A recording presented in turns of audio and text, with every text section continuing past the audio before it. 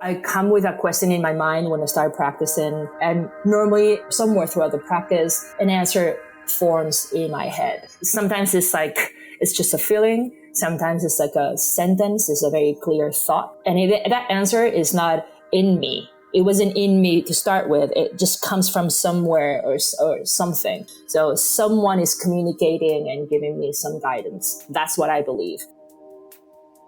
That was Carmen Aguilar, and I'm Henry Winslow. You're listening to Dharma Talk.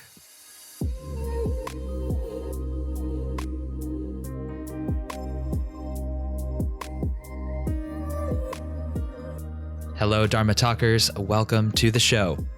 It's January. That means resolution time. That time of the year when everyone is invigorated with the possibility for positive change and realizing their potential. Don't let that feeling fade. If you want to advance your yoga practice, gain clarity in your mind, and heighten your physical awareness, come try the Henry Yoga app. This is my signature 40-day, 40 minutes daily program of Hatha Vinyasa classes and skill building workshops, consciously designed to advance your practice. Get the first 2 classes free at henryyoga.com. Okay, whether you believe yoga is a destination-oriented practice or it's all about the journey, I think we can all probably agree that we learn a lot in the pursuit of whatever we're chasing, be it postures or enlightenment. So perhaps it's both.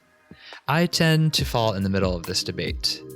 My guest this week, on the other hand, draws a hard line. According to Carmen, the results of your practice are essentially meaningless. It's all about what you learn along the way. There is no destination, for if there were, we could potentially reach it, lose interest, and then walk away. And that burn and churn of yoga practitioners, which is all too common, really tugs at her heart. One of Carmen's missions is to encourage more people to stick with yoga, to break the fair weather yogi cycle and inspire lifetime relationships with this practice.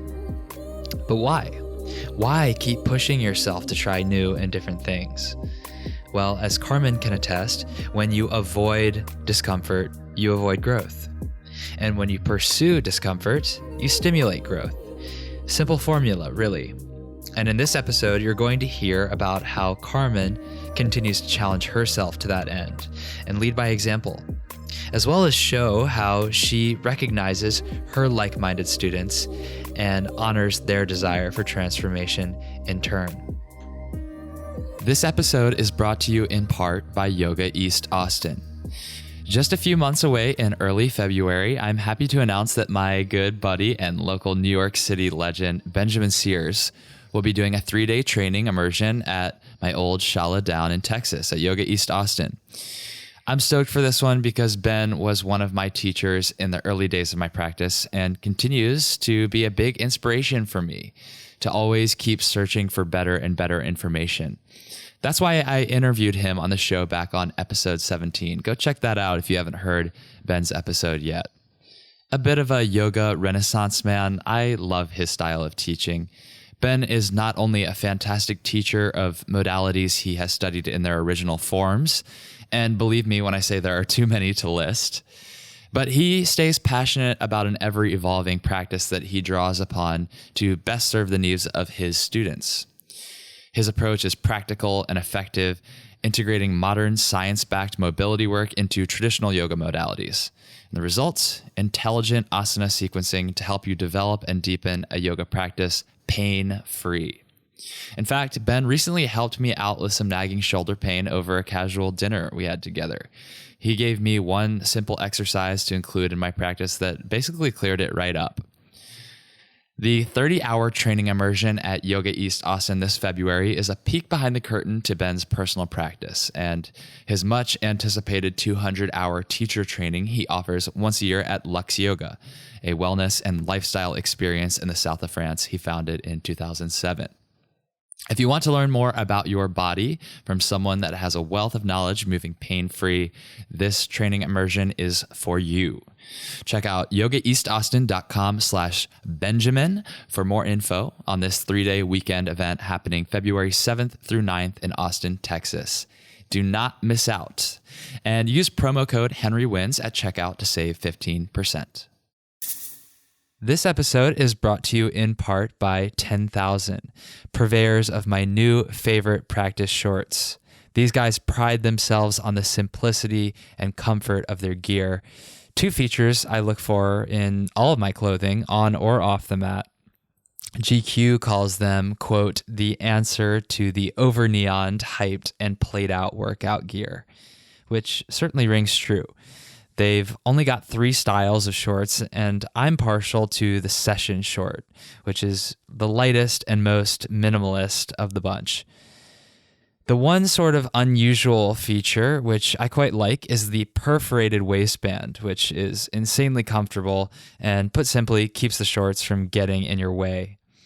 Perhaps more than the product itself, the ethos of the brand really caught my attention as well.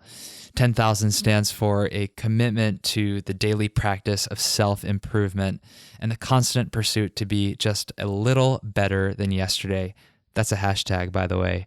Hashtag better than yesterday. Men, give these shorts a try, and I promise you won't be disappointed. And for the women, maybe, just maybe, you've finally found the perfect gift to entice your reluctant partner into joining you for a yoga class. Who knows? Grab a pair or a few at henrywins.com/10,000 and use code HenryWins at checkout to get 20% off. Once again, that's henrywins.com/TENTHOUSAND and use code HenryWins to save 20% on your order of any size. Full disclosure, this brand is not a paid sponsor, but I am an affiliate, meaning when you order their products, I'll earn a small commission for sending you their way. So if you'd like to support the show, you can buy one of the items I recommend, and you'll not only receive a high quality product, but also know that you're helping to keep Dharma Talk up and running. As far as other ways to support, please subscribe, rate, and review on Apple Podcasts, aka iTunes, which helps more than you know with discoverability, or make a direct financial contribution at henrywins.com/donate. Now allow me to introduce my guest more formally. Carmen Aguilar, at cYoga Life on Instagram, started teaching yoga 21 years ago in Chicago. In her over 2 decades in the world of yoga, Carmen has passed through most of the phases a practitioner and a teacher can experience. She started teaching after only a few years practicing. She taught privates for 11 years, owned a studio called The Lab in Chicago for 9, and has taught 18 teacher training programs and even more workshops all over the world. Now she offers online classes and a new online teacher training course, and she continues to be recognized for her social media platform.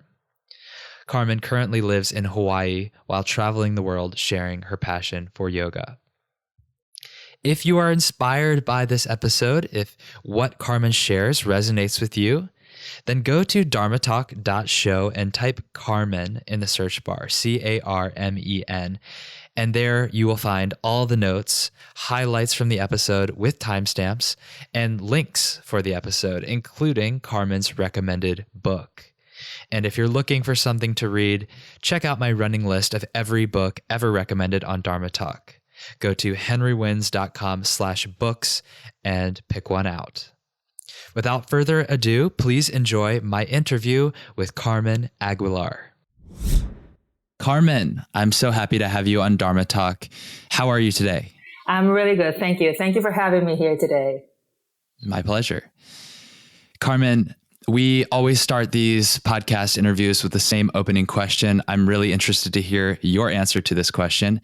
And that is, what does the word Dharma mean to you? And what is your Dharma as you understand it today?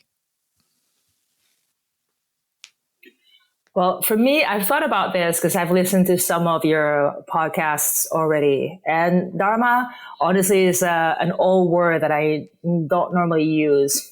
I connect more with concepts like my mission or my purpose. So if you ask me about that, if you ask me what my mission, I think it is, then I would tell you that mission it's a two-part mission. One is to invite people to practice and encourage them to practice, regardless of any physical ability or any background that they might have, or because I remember when I first started practicing yoga, it was very much about, you had to be vegan to practice. You had to have read the Bhagavad Gita and a lot of the scriptures in order to practice, in order to be considered a serious practitioner, right? So I swore to myself that if I ever owned a studio, I would be a most welcoming host, regardless of any background. You can be an electrician with no understanding of the sutras, and it doesn't matter. You come to your mat, and it's a place where you can open up and start your journey of self-discovery. So I'm a facilitator in that way, and I like to make everyone feel really welcome. That's one. And the second one, I would say, for me, it's a problem that people quit doing yoga and practicing yoga after a few years. I mean, I see that all the time, and it's really hard it's a revolving door. It feels like everybody practices yoga for a couple of years. In fact, we had when we owned a studio with my husband, we had this spreadsheet, and it calculated how many years, what was the life expectancy of a yoga student.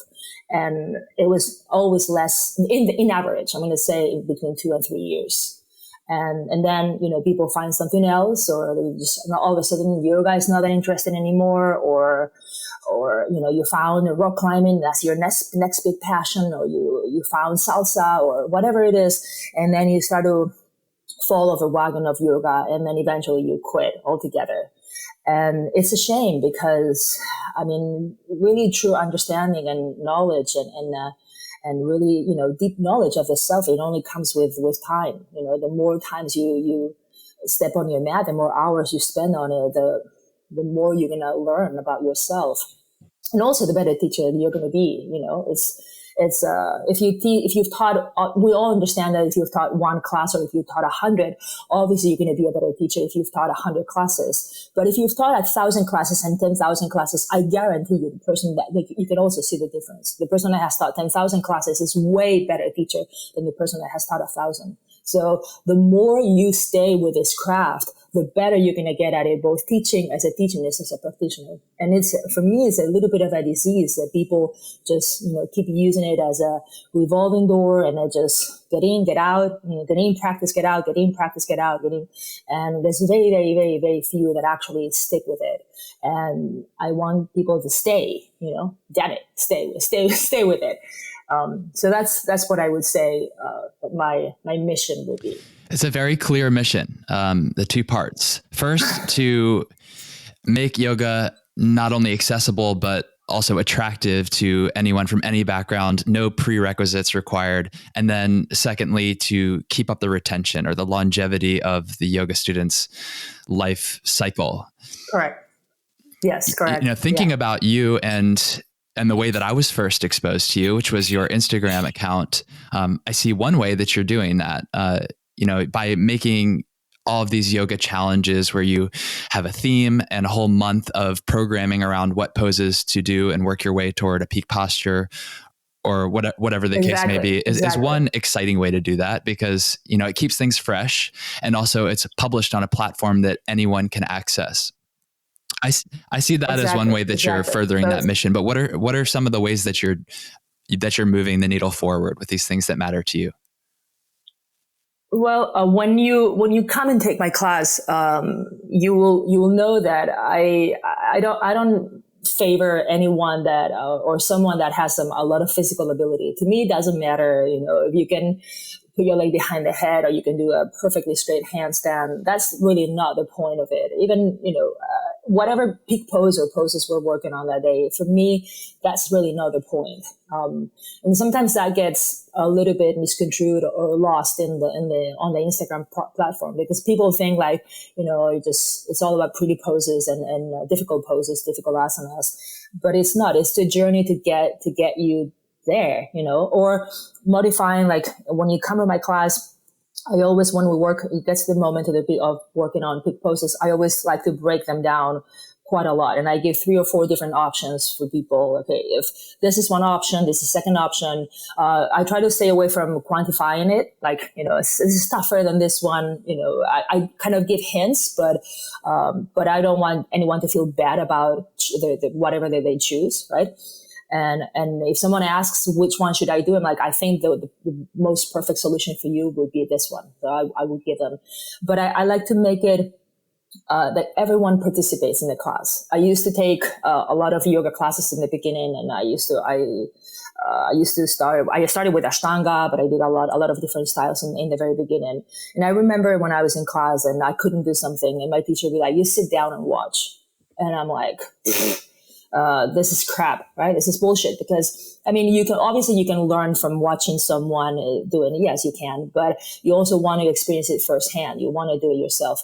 And it made me feel so bad about myself too, that I was not adequate. I didn't belong in that class. So I said, if I ever teach, I am never going to do that. I'm always going to include everyone in the class, regardless of the level, or regardless of whatever ability they think they have. I like to use Sanskrit because I'm a little bit of a geek myself, but I try to not overwhelm you with Sanskrit. When you go to some classes, some people think that you need almost a dictionary, right, to translate whatever the heck that person is saying, because every 3 words, it's a Sanskrit word. I'm like, okay, there's no need. I love the Sanskrit. I love the concept of all the Sanskrit concepts, and I love doing the poses in Sanskrit. I think it's very clear. Actually, it's clear if you know it. It's much easier to say Marichyasana A than bend one leg, extend the other, sit down. It's clear because you have a picture in your mind when I say those words. But I also understand that it can alienate some people. So if I say the Sanskrit name, then I also explain it in plain English. If I explain, I know this is very fashion, like if I explain some anatomical concept, people are obsessed with that, I think, these days. They're just like, it's all about protraction, retraction, APT, PPT, and nutation. And I'm like, fuck that. I understand that you need to know anatomy, you need to know certain knowledge, it's an alignment, etc., etc. It's very valuable. It is, but I don't need to have the feeling that I need to take a pre-med course to actually understand what you're saying. So I try to, when I teach, I'm very aware of those things. So same as the Sanskrit, same as the anatomy, I try to understand, explain it clearly, and use maybe some terms here and there, but it also plain English, because people will feel like they don't belong in your class if you do that. And I don't know if it's a lack of, feeling not sure about yourself enough or something, but I also don't like to demo incredibly hard poses either in my classes. I try to keep the level a little bit above what the students can do. They're not there to watch me, to perform, so I can perform to that in front of them, and I can do like these crazy things. If it's a performance, then it's a performance. I've done performances, and I've done, like little 20-minute demo or something. I understand. That's okay. But in the class, they're not there to clap at me like, "Oh, you're amazing. You can do this. You can do that." No, I will show something that is a little bit above the level, but I probably could do more. I'm not going to show that, because I think if I show too much, it's going to have the opposite effect that I wanted. It's going to deter them or tell them, no, I can't do this. This is too difficult for me. It's too much. It's too difficult. So I'm very aware of that, of all those aspects and more in throughout the class, so that I make sure that I include everyone, or everyone feels welcome, like they belong in the class. That reminds me of something that one of my friends, who is an excellent teacher also, his name is Yoshio Hama. What he told me once was that when you do the demos for the students, sometimes you actually have to like fake it and fall out a little bit, just to give people something to keep it light and know that it's not inaccessible to them. Absolutely. Many times when I do, let's say I do a transition, I go from Astavakrasana into scissors, right? And here's my geeky side again, say like the Sanskrit names. So you go from Astavakra into scissors, and I do like a fake demo, and I kind of fall sideways, and my foot touches the floor, and I stumble a little bit, and then I do it. And you can, with time, but keep on trying, keep on doing it, because it's just like playing. I always say, because my husband plays music, and he always set me that example. And I think it's very clear. If you play a piece of, on the piano, you play a piece of music, you have to play it until the end. If you always play like one chunk that you feel you stuck with that, then you're only going to learn to play that little piece of the whole, the whole page. So the same thing here. It's like finish the whole movement. Go from Astavakra, get into it, start to undo the leg, and start to pass it behind you, start to go into scissors. And no matter how poorly you think you're doing it, just finish the movement, finish it. And then eventually it's going to become very smooth, and you'll be able to go in and out without touching the floor. But I also demo, like a poor version, and people have a blast. They laugh so much, and my classes are very fun. Anyways, I'm just telling you, because I find that obviously, I mean, I'm an intense person. If you don't know that about me, I'm a little bit intense, and the intensity transmits that it seeps into the class. It's unavoidable. Your personality shows in the class. So I find that a way to make students do, participate and do the poses is with a little bit of humor and a little bit of, being a little bit more laid back about it. If I were super strict, I don't think I would be that successful in making them try in the pose. Right. So. Yeah, it seems like you've put a lot of thought into the methodology of your teaching, and specifically avoiding alienating people or over intimidating people, right down to the language that you use. That was maybe influenced a little bit by your time with Ashtanga, and then seeing these more newfangled like movement modalities, leaning into the hyper technical anatomical language. Yeah, I think all of us do, in a way. I think all of us, you're very influenced by what you see around you, and whether you are aware of it or you're not. And you either react and do, most of the time you do exactly the same because you think it's a good idea, right. Or you do the complete opposite because you thought it was this horrendous. Same as with your parents. You're like, exactly. I'm never going to do this like my parents did. Same right? reaction to your parents. So exactly. I'm interested to hear more about your background and how you landed where you are now, because you mentioned that some of this was kind of in opposition to what you had seen in Ashtanga. What other styles of yoga did you practice, and how did they influence your teaching? Oof. In the beginning, I started with Ashtanga because I liked to be challenged physically. And that was, over 21 years ago. So the landscape of yoga was not at all what it is today. There was just very, very few styles. It was like a Iyengar, Ashtanga. I mean, today is like a flavor for every minute of the day, right? But back when there was really not that many choices. So you have to consider that first. And I did Ashtanga. I like the intensity of it. I like the discipline, but it didn't work for me. I'm very open about that. I got more injured in 3 years of doing Ashtanga more than before I started. I started yoga because my knees hurt, my ankles hurt, as I used to play tennis, a lot of tennis. And I was like, this is not working. But I really like the methodology of yoga. I mean, I found a lot of value in it. I found I love how I felt after the practice. That was my main hook. Like I love the feeling after practicing. Not so much, the poses or something, but how at peace I felt and how relaxed I was and how I could connect with my breath. So I explored, I was pretty injured. So I stopped practicing Ashtanga and I turned into more forest yoga. I did Ana forest for quite a few years and yin yoga.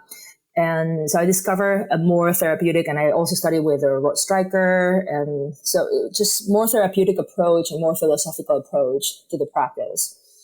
And when all that was going on, I took my first couple of teacher trainings and I started teaching almost immediately, like in my first 2 years of starting to practice yoga. I was teaching a few classes, and for some reason I landed in a gym that was specialized in the one-on-one training.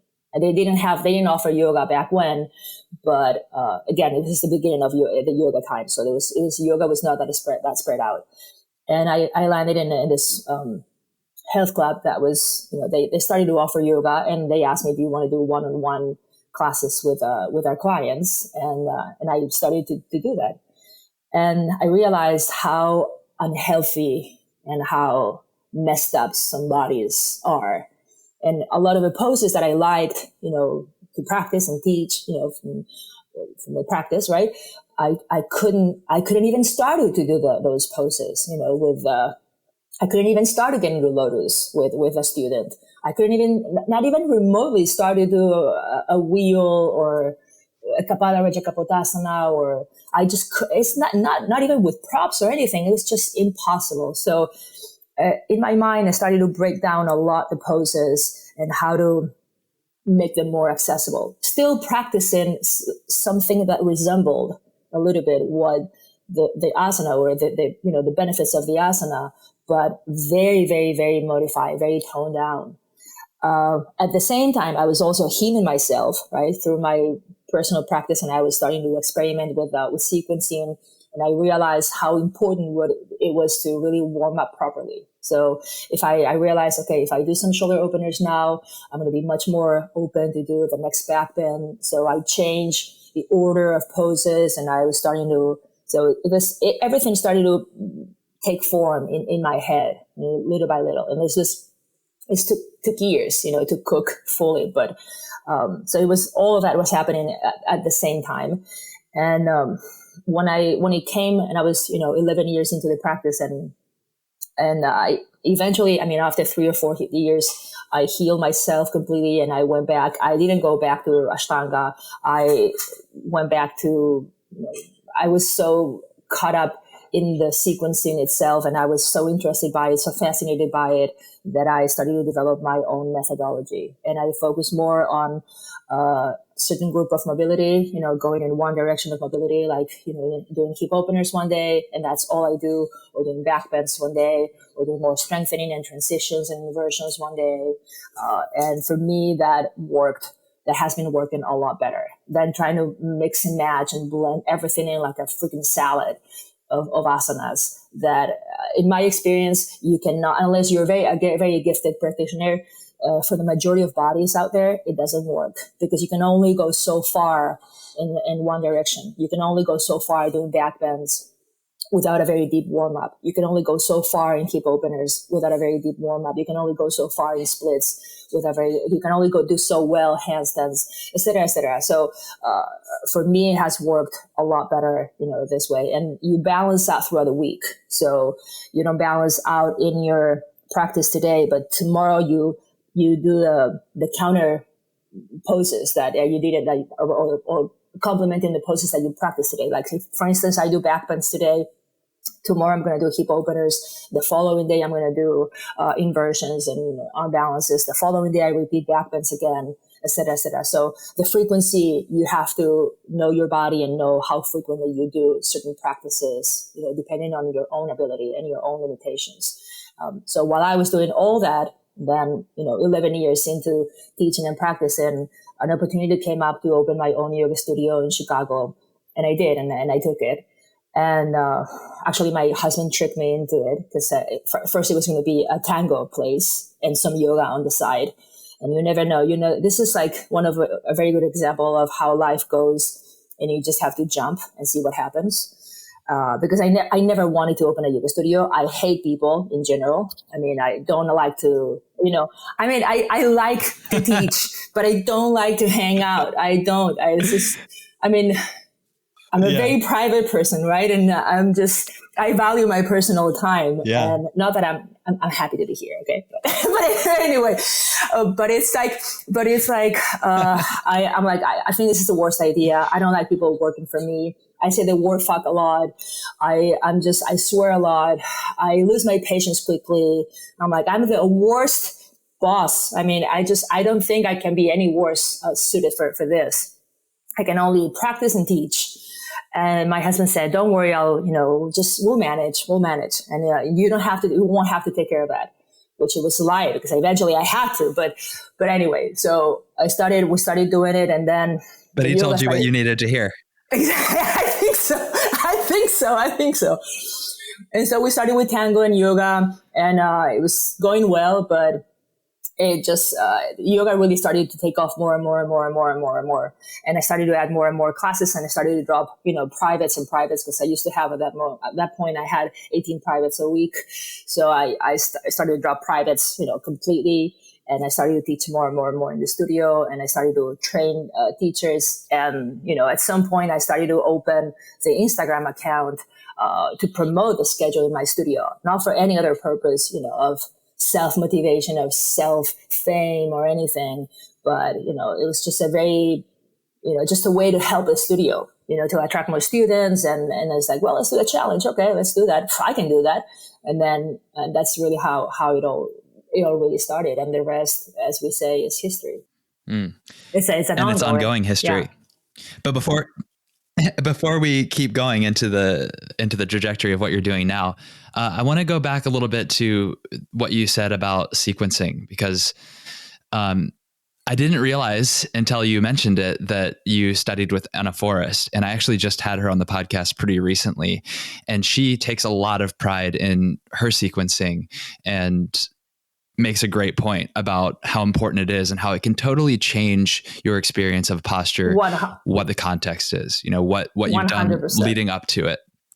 And so I'm with you on what you're saying about focusing on a specific area of mobility for a given practice, for a given day. We focus on the hips today, tomorrow we'll do the back bends.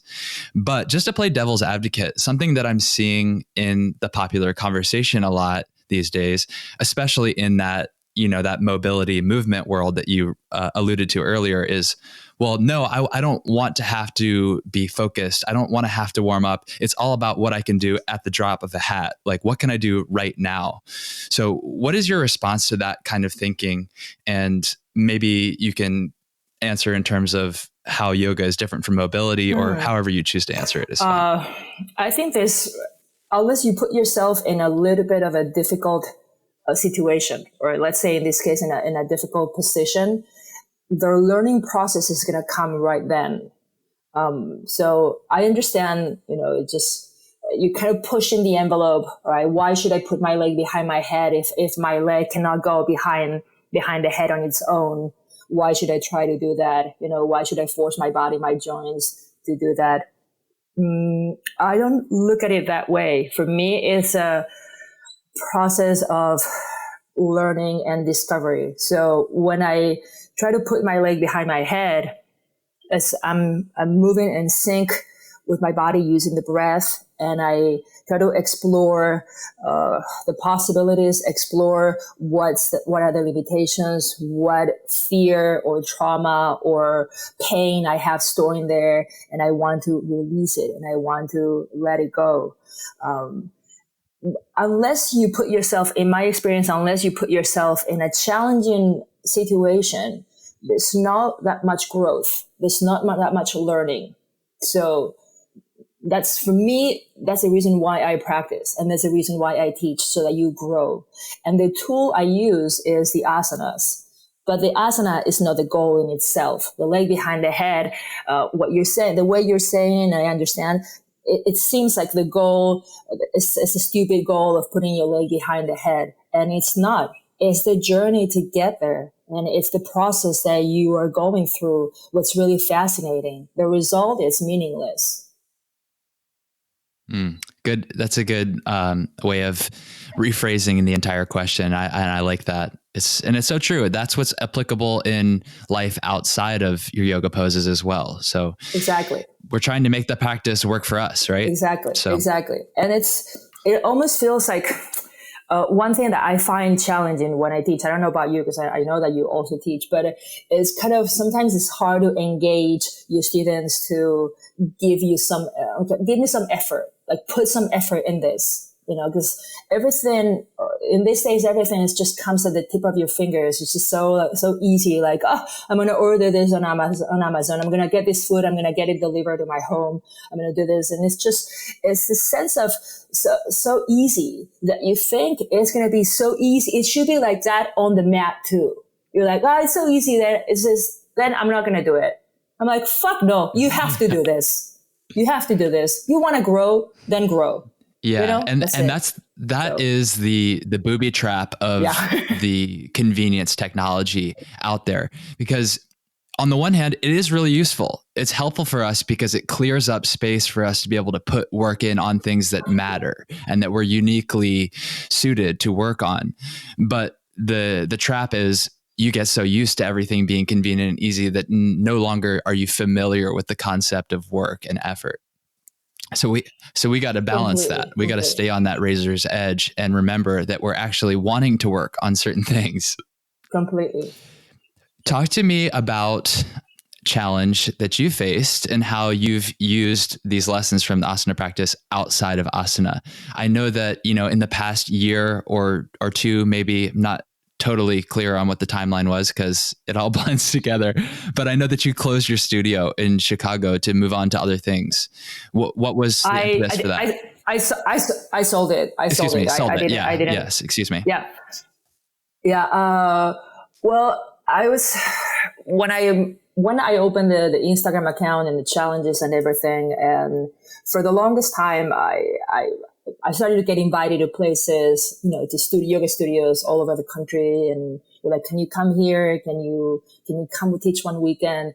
And it's really hard to do both things well. I mean, to own a studio and manage it. And, and if you, for those that own a studio, you already know that, normally you don't make a lot of money. So you have to put a lot of hours of work into it. You don't have a manager and people that do like 10 things for you because the studio doesn't make enough money, right? In general.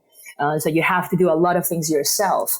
And, so it's very time consuming. Then obviously teaching at the studio, then also maintaining a personal practice, very challenging. And then let's say on the weekends that you get on a plane and you travel somewhere, you travel Friday, Saturday, Sunday, you come back on Sunday night, you're completely wiped out. And it was a great experience and whatever, all that. But you have to come to the reality of the studio, 3 days of the studio being without you, without your supervision or, and without you being there. So you have to catch up with emails and everything on Monday. So I did that for about 2 years, just traveling, going back and forth until, a straw broke the camel's back. And it's just like one day you wake up and you're like, I can't do this anymore. I just can't. I need to choose one or the other. I need to choose either stop traveling and focusing on the studio or choose traveling and then either close or sell or pass the studio on to someone else. And I did a meditation, and I normally ask my practice also for important questions like this. And my practice always answers me. And I know I sound a little lunatic, a little crazy, but it's the way I do it. And then what does that mean? What does that mean practically to ask your practice?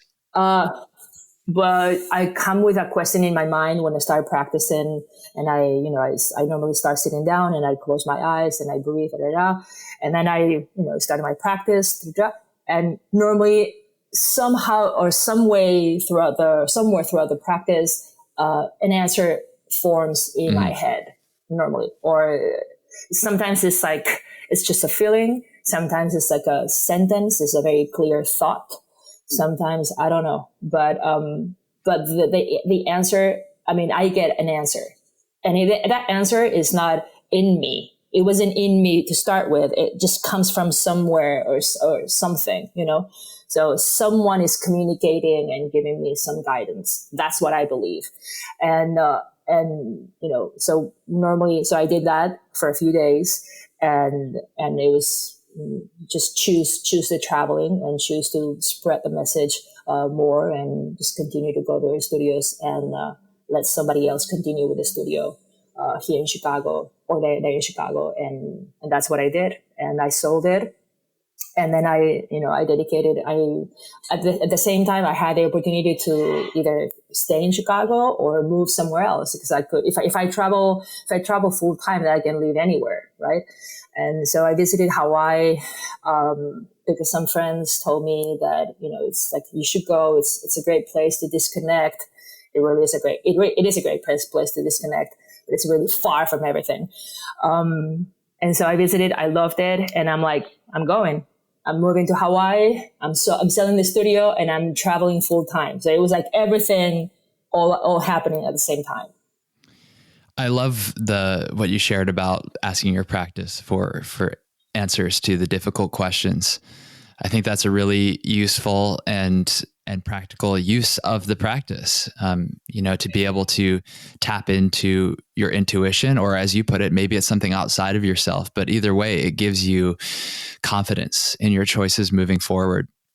Were you concerned at all about finding an appropriate shepherd of the studio to pass it along to? To tell you the truth, no, because I had two choices. I had two people that wanted to buy it, to get it from me, and I knew that both choices would be great. When I decided finally on Chris, who is the current owner of the lab today, I knew I had made the right choice. I mean, I absolutely love Chris, and I hope he hears this. I love him. He's just so dedicated. He's just such a respectful student, and he has such a good working ethics. I love him very much. So I knew that it was the right choice, and he takes it very, very seriously, and he wanted to continue with the legacy. He wanted to continue. I told him, like, you should open, and I just invite other teachers to join in, or, other styles of yoga, or this. And he's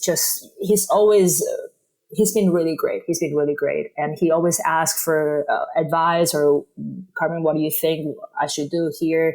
It's not like, okay, I got this from here. I got it, and goodbye. No, he's always, asking for guidance or opinion, and what do you think I should do? I appreciate that very much. I think the studio's in very good hands. Well, that's great to hear, because I know that even if you do make this decision to move on, as you have, a part of you is still, that studio is your baby in a way. So you want to see it taken good care of. It's absolutely true. It was one of the toughest decisions to actually let it go. Because also one thing that happened when I was not that much in the studio, I don't think people realize that, or if you're a traveling yogi, I don't know if you realize it, but when I was not there physically that much, even if I wasn't teaching, because before I didn't teach that many classes, maybe one a week or something, but I was physically there. When I was not there that much, because I was traveling maybe for 2-3 weeks at a time or something, then there were not the students coming through the door. The studio was making less money. It was literally dying a little bit on its own, because my baby was dying. I was not feeding it properly, and it was killing me. I mean, that was also why the urgency of the situation, because I was seeing that it was it was decaying little by little. And I knew that it could thrive like it had before, but I was, not there that much to help out. And it was killing me too. I understand what you mean. As much as you can rely on relationships and like your team, ultimately, like, it all trickles down from the top. And if you're not present, then it almost feels like the right thing to do. Yeah. Is to like fully transition it over. So I get that. But I would like to know a little bit more about your working relationships, though. And specifically, I know that you teach with your husband, Moises. How do you work together? And, how do you balance each other's energies or inputs? First, it's so easy because my husband is awesome. I mean, he's amazing. He's the most patient person in the world. I am so lucky. I am so lucky. I'm the kind of person that if I'm confrontational, I come up to you and I just start yelling at you or something if I get really aggravated. And he never, if you try to fight back in that moment, then we're going to have a very strong fight, right? Because it's like foam that goes up and then I go back down, right? And I calm myself down and I'm like, shit, why did I do that? And I started to reflect on the way I am and why, and then, and I comment and I apologize and whatever.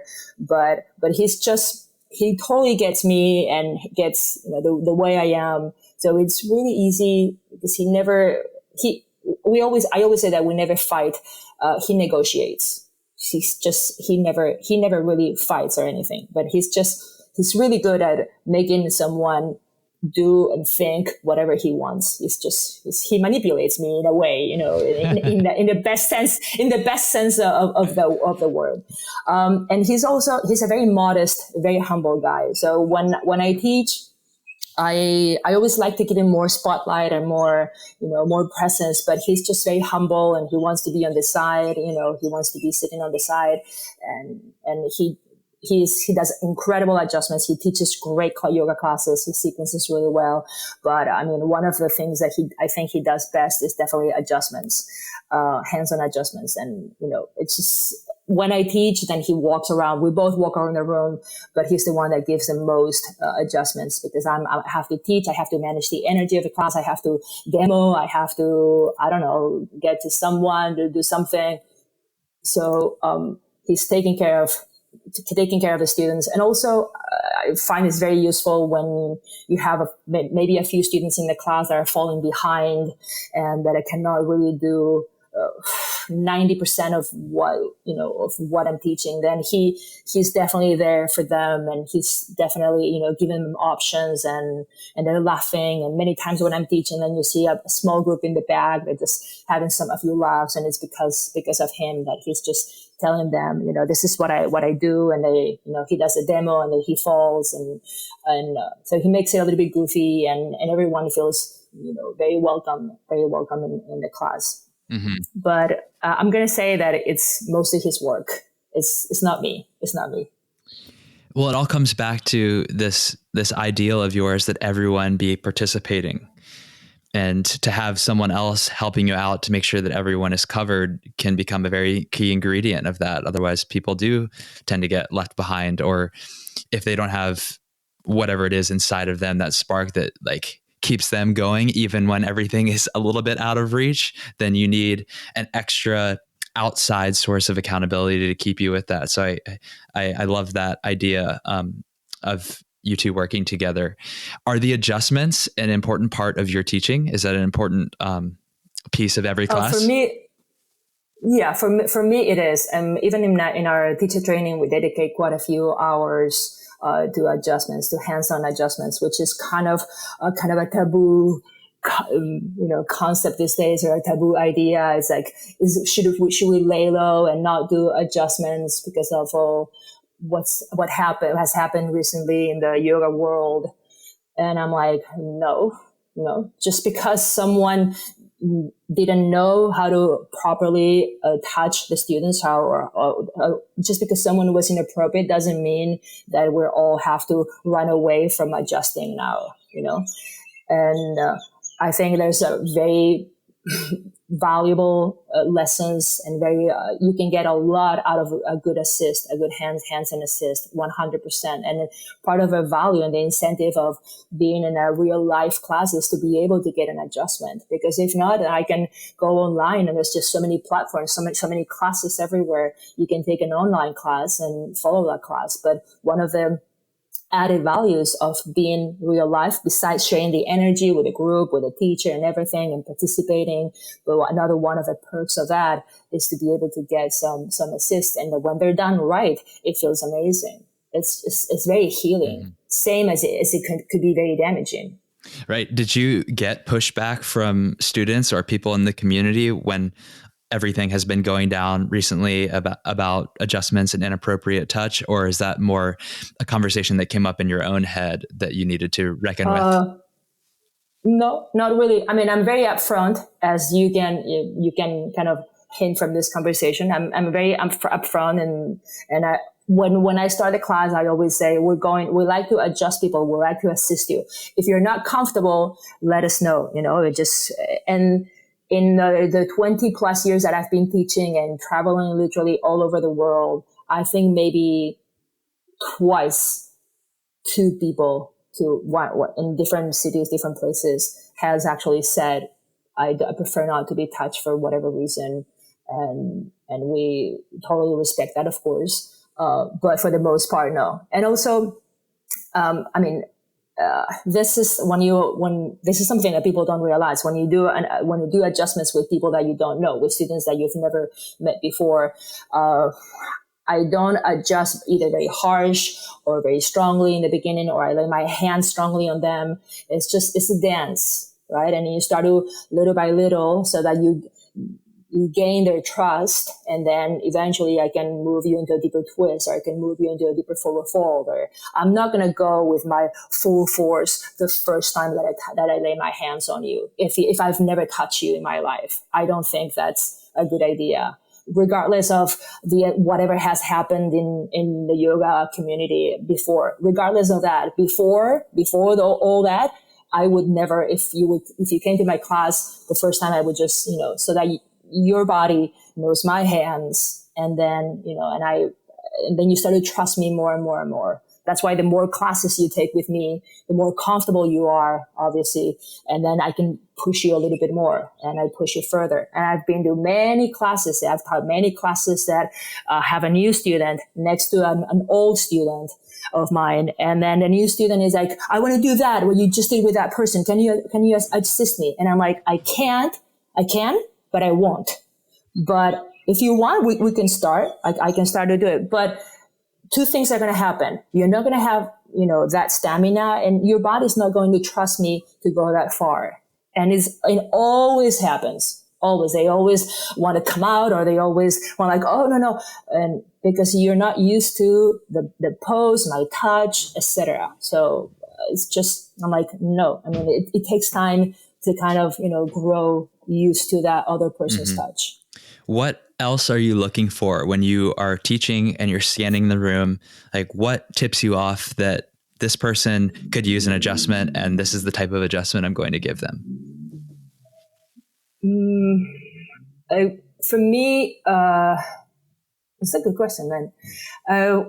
When I see someone that is really participating in the class, like let's say I like to do inversions, and I like to go to the wall towards the end of the class, or working in partners if we don't have wall space.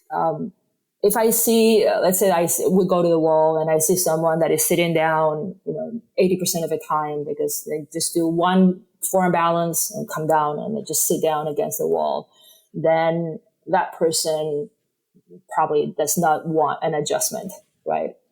And also, I don't want to give that person an adjustment, because that person does not deserve an adjustment. An adjustment is a treat.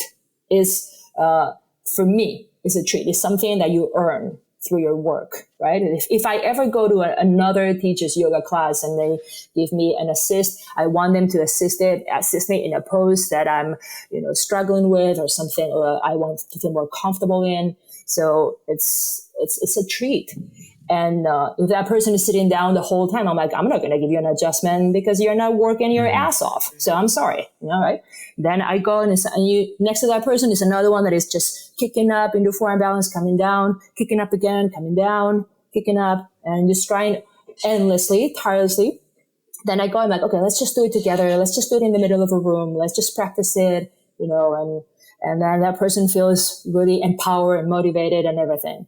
And many times what happens is that the person that was the lazy one that was next to them, they're like, hey, I want to do that too. Hey, I want to. Like, please, give me some too, right?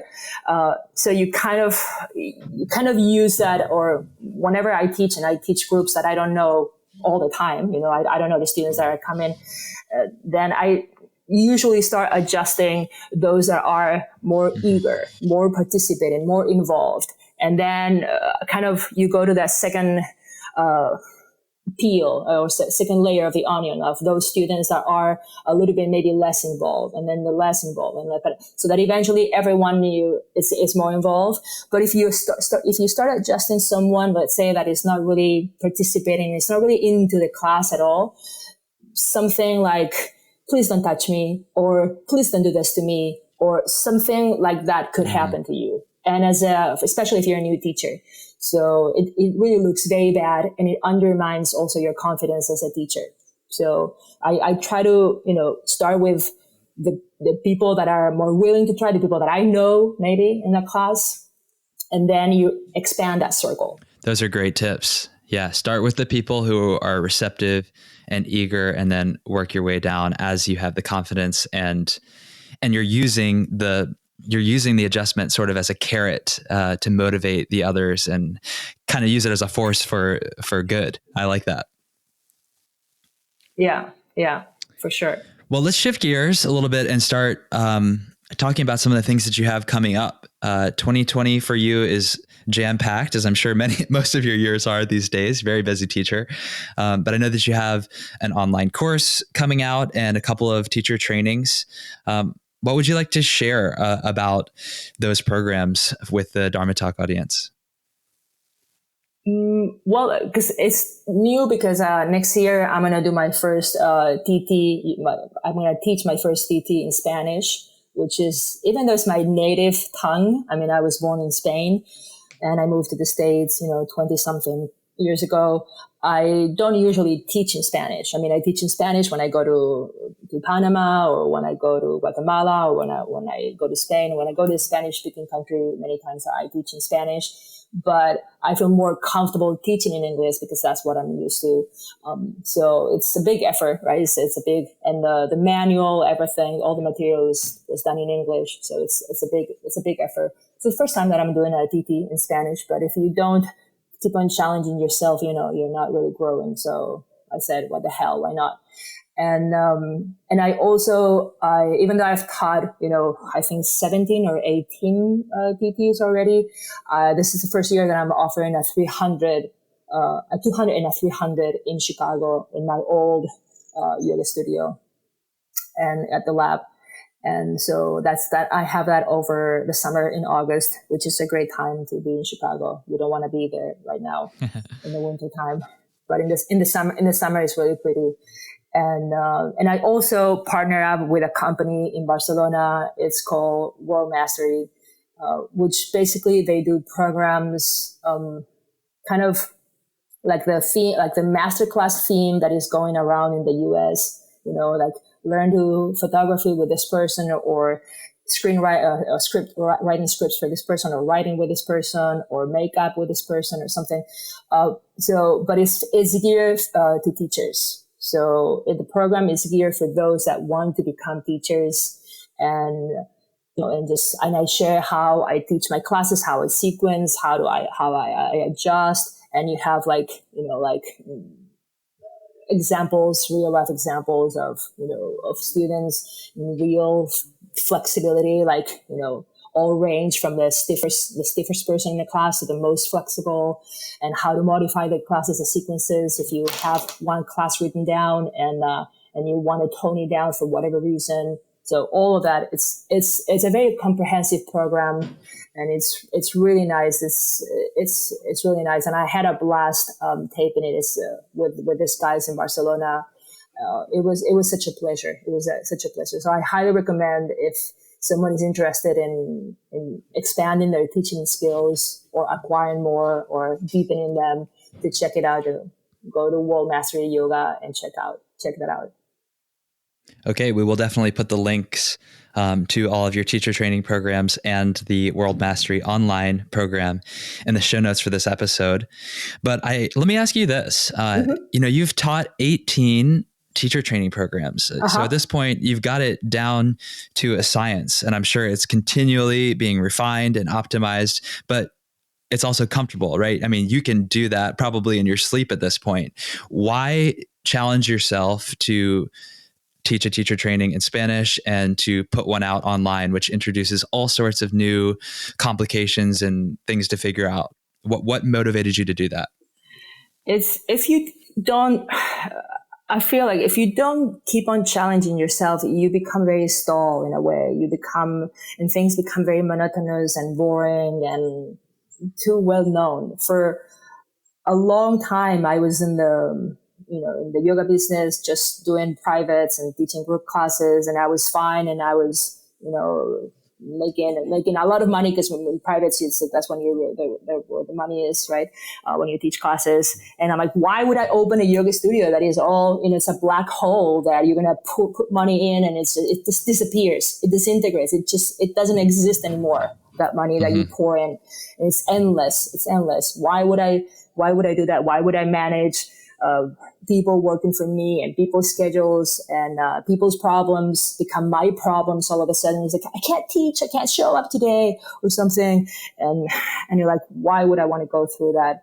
And there's a lot of opportunity for growth and learning and knowing more and expanding. So I thought it was the best decision to open a studio because of the opportunity. Or why would I decide to travel? Why would I decide to move to Hawaii? It's whenever the most outrageous or difficult thing, it just becomes such an opportunity to grow and just learn more about it. And that's what fascinated me the most. And this the Hispanic market is yoga market is becoming more and more, up bigger. And so I wanted to do, a lot of people, Spanish speaking people, they speak English too, but some of them don't. And I wanted to, like, maybe the concept of including everyone or reaching everyone, but I wanted to attract to all those people too. And I say, let's just do it in Spanish. I think it would be a great idea. And, it's an opportunity for me also to grow as a teacher and improve. And every TT is a little bit different. It's a great experience. And the last one we did in Barcelona, there were people from literally all over the world. There were 4 girls from Korea, 1 woman from Australia. They would go from the US, of course, from Egypt, from the UK, from Germany, from France, from Spaniards, of course, Italians. And it was, I didn't know how well it was going to work out. And not everyone spoke English very well. So when the Koreans, when they presented the class, they presented in Korean, and nobody understood a word in Korean. But I can tell you, they followed the class to the T. It was amazing to watch. And everyone had the best experience. And they were like, this is one of the most enriching experiences of my life. To share this space with all those people from other nations, and you have to open your mind and open yourself up to this experience. So I love it. Every time I do it, it's a new experience. It's just the opportunity to grow and change. Well, I think that's a very inspiring note to start to wrap things up on, this outlook of always seeking out challenges and opportunities for growth, and in doing so, enriching other people's lives. So let's move on to the final section of this interview. I end every episode with the prana round. So I'm going to ask you 6 rapid fire questions, and please answer in minimum 1 word and maximum 1 sentence. Okay, Carmen? Okay. What? Okay. I gotta say, I didn't got this far in all the podcasts that I listen to. So I'll do my best, because I'm famous for just going on and on and on. But I'll be concise. Because I can do it. I can do it. You can do it. Take a deep breath. Suck in the prana. Okay. Let's go. Okay. In 1 word, why do you practice yoga? Growth. What is your favorite yoga pose and why? No such thing. I love all of them. Okay. What is the single best cue or piece of advice that you've ever received from one of your yoga teachers?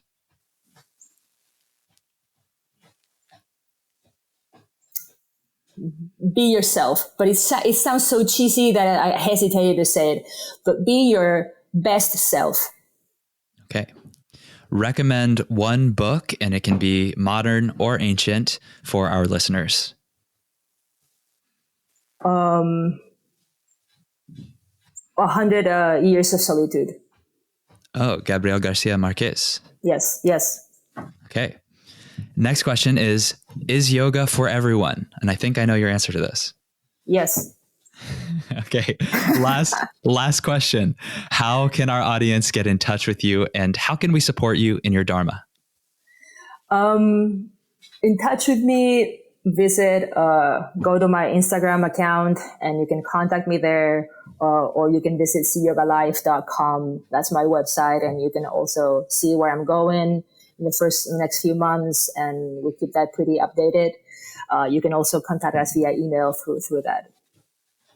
Okay, so it's at And cYoga that's Life. a good way to support. Yeah, at cYoga Life, or also cYogaLife.com. And to support, come and see me. Come to my workshops. Take my training. Come see me. I would like to support you in that way, so hopefully that will work out soon. All right, I'm gonna hold on to your word for that. Okay. So yeah, well, you have my email address now. We're in touch. Okay. Great, awesome. Carmen, thank you so much for taking the time, and also thank you, Moises, for helping to arrange this. Until we meet in person. Yes, thank you. I'm looking forward to it. All right, thank you.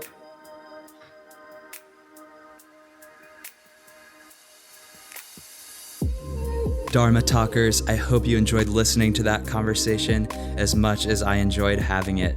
And if you did, please share it. Take a screenshot, share it on Instagram, and tag me at Henry Wins. I love hearing from you about the conversations that make an impact for you. We have the ability to shape the world through our thoughts, words, and conversation. So let's influence the collective consciousness together. All my gratitude to Rory Wagstaff of Ease of Mind Productions for keeping our audio crisp and operations smooth, and to Patrick Kiebzak of Momentology Music and Art for supplying the powerful soundtrack to these conversations. Please remember to subscribe, rate, and review, and tune in to new episodes of Dharma Talk every Thursday. I'll speak to you next week, and until then, keep living your Dharma.